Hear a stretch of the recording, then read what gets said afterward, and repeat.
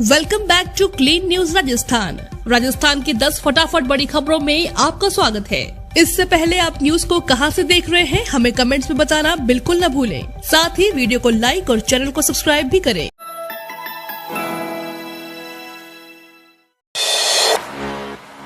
गहलोत सरकार की पुरानी पेंशन योजना को लग सकता है झटका।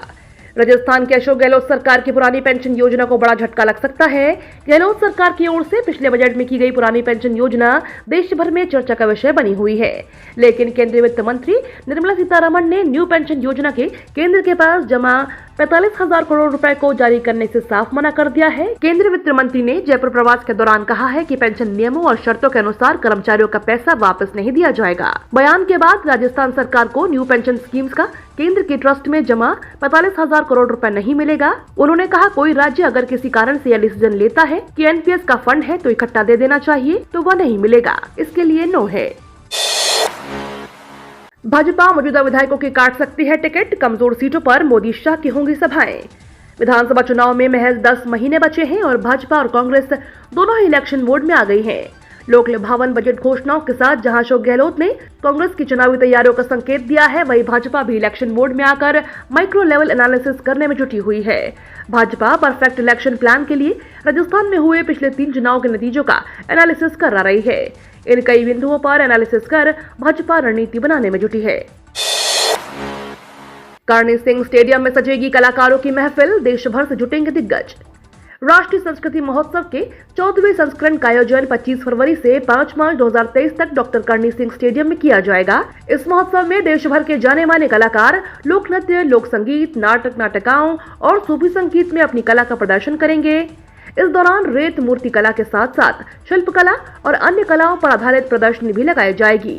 भारत सरकार के संस्कृति मंत्रालय एवं पश्चिमी क्षेत्र सांस्कृतिक केंद्र के तत्वाधान में आयोजित होने वाले इस महोत्सव से स्थानीय पर्यटन और कला संस्कृति को नई ऊंचाई मिलने की उम्मीद है। गहलोत समर्थक धारीवाल और जोशी को एआईसीसी में जगह क्यों नहीं मिली?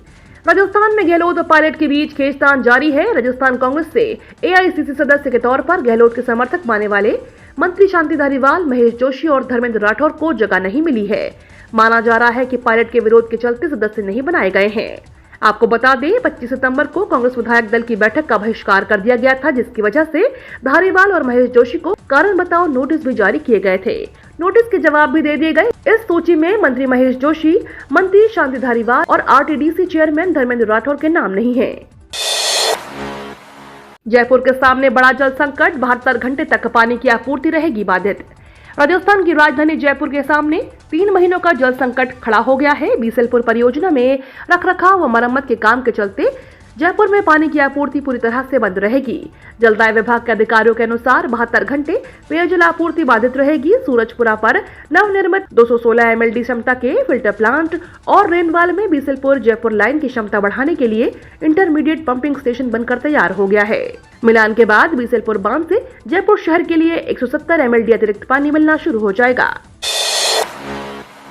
टोंक में ओवैसी की एंट्री पर सचिन पायलट का पलटवार। राजस्थान के पूर्व डिप्टी सीएम सचिन पायलट ने पीएम मोदी और ओवैसी पर जमकर निशाना साधा है। पायलट ने कहा कि ओवैसी और मोदी राजस्थान आ रहे हैं, जब चुनाव आ रहे हैं, सड़कों का उद्घाटन करने के लिए आ रहे हैं। 4 साल से कहां थे? चुनाव आए हैं तब धर्म की बात करते हो, मजहब की बात करते हो। पायलट ने कहा कि चुनाव खत्म हो जाएंगे, ये लोग भी गायब हो जाएंगे। यहाँ हम सब बैठे हैं, सुख दुख के साथी हैं। चुनावी साल है, मेहनत कर सरकार बनाई थी। वो लोग दिल्ली में बैठकर राज करना जानते हैं। किसानों के विरोध कानून बनाए हैं, धर्म के नाम पर राजनीति करते हैं। 8 साल से राज कर रहे हैं, महंगाई को रोक नहीं पाए। गहलोत के ओएसडी लोकेश शर्मा को राहत, 24 मार्च को होगी सुनवाई।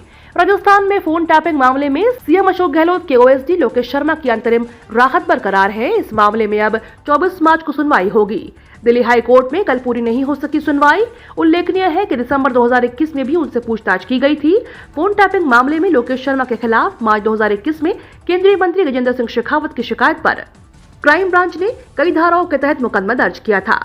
दिल्ली हाई कोर्ट ने ओएसडी की गिरफ्तारी कर पिछले साल 14 जुलाई तक रोक लगा दी थी। राजस्थान का फोन टैपिंग विवाद जुलाई 2020 में है, जब सचिन पायलट और गहलोत गुट के बीच विवाद के समय गजेंद्र सिंह शेखावत और कांग्रेस नेताओं के बीच कथित फोन पर हुई बातचीत का ऑडियो क्लिप सामने आया था। ऑडियो लीक होने पर केंद्रीय मंत्री ने तत्कालीन दिल्ली पुलिस आयुक्त को ईमेल के जरिए शिकायत की थी। शिकायत में लोकेश शर्मा पर उन्होंने कई गंभीर आरोप लगाए थे। होलिका दहन के लिए सिर्फ 12 मिनट का शुभ मुहूर्त। राजस्थान में होली को लेकर बाजारें सजने लगी हैं। फागुन मास का असर दिखने लगा है। प्रमुख बाजारों में पिचकारी के साथ ही अबीर गुलाल की बिक्री भी शुरू हो गई है। होलिका दहन की तिथि और शुभ मुहूर्त का भी खुलासा हो गया है। होली को लेकर भी स्थिति स्पष्ट हो चुकी है। इस साल होलिका दहन के लिए सिर्फ 12 मिनट का शुभ मुहूर्त है। होलिका दहन के लिए शुभ मुहूर्त 6 मार्च को शाम 6:26 पर शुरू होगा, जो 6:38 तक के लिए है। भौतिक सत्यापन नहीं कराया तो नहीं मिलेगी पेंशन। टोंक जिले के पेंशनर्स को भौतिक सत्यापन कराने के लिए अब सरकार ने डेडलाइन तय कर दी है। अब पेंशनर्स को 31 मार्च तक भौतिक सत्यापन कराना होगा। इसके लिए जिले के समस्त पेंशनर खुद का जीवन प्रमाण पत्र 31 मार्च तक कोष कार्यालय में जमा कराएं। जिला कोषाधिकारी सतीश कुमार ने बताया कि पेंशनर्स 4 तरह से जीवन प्रमाण पत्र प्रस्तुत कर सकते हैं। पहला, पेंशन विभाग की वेबसाइट पर प्रमाण पत्र अपलोड कर दें। दूसरा, आधार नंबर से ऑथेंटिकेटेड बायोमेट्रिक मशीन द्वारा, और तीसरा, जीवन प्रमाण पत्र मोबाइल ऐप द्वारा चेहरा सत्यापन तकनीक पर आधारित डिजिटल प्रमाण पत्र प्रस्तुत करके, और चौथा, कोष कार्यालय में व्यक्तिगत रूप से उपस्थित होकर अपना जीवन प्रमाण पत्र पेश कर सकते हैं। उन्होंने बताया कि निर्धारित तिथि तक प्रमाण पत्र प्रस्तुत नहीं करने की स्थिति में पेंशन भुगतान अटक सकता है। जिले में करीब 8000 पेंशनर्स हैं। गहलोत बोले, बड़े अस्पताल नखरे कर रहे हैं। राइट टू हेल्थ बिल के विरोध पर कहा, राजस्थान सरकार राइट टू हेल्थ बिल लेकर आ रही है। इससे पहले प्रदेश के बड़े निजी अस्पताल और डॉक्टर्स ने इसका विरोध शुरू कर दिया था। कुछ दिनों पहले प्रदेश के सरकारी अस्पताल में ओपीडी भी बंद रही। इधर सरकार से बातचीत का दौर चला, लेकिन वार्ता विफल रही। इसी बीच सीएम अशोक गहलोत ने पहली बार इस बिल के विरोध में चुप्पी तोड़ते हुए बड़े अस्पताल को लेकर निशाना साधा। प्राइवेट अस्पताल की ओर से किए जा रहे विरोध पर उन्होंने कहा, बड़े अस्पताल इस बिल को लेकर नखरे कर रहे हैं। उनको ऐसा नहीं करना चाहिए, क्योंकि वह पैसा कमाते हैं, जबकि ये सेवा का काम है।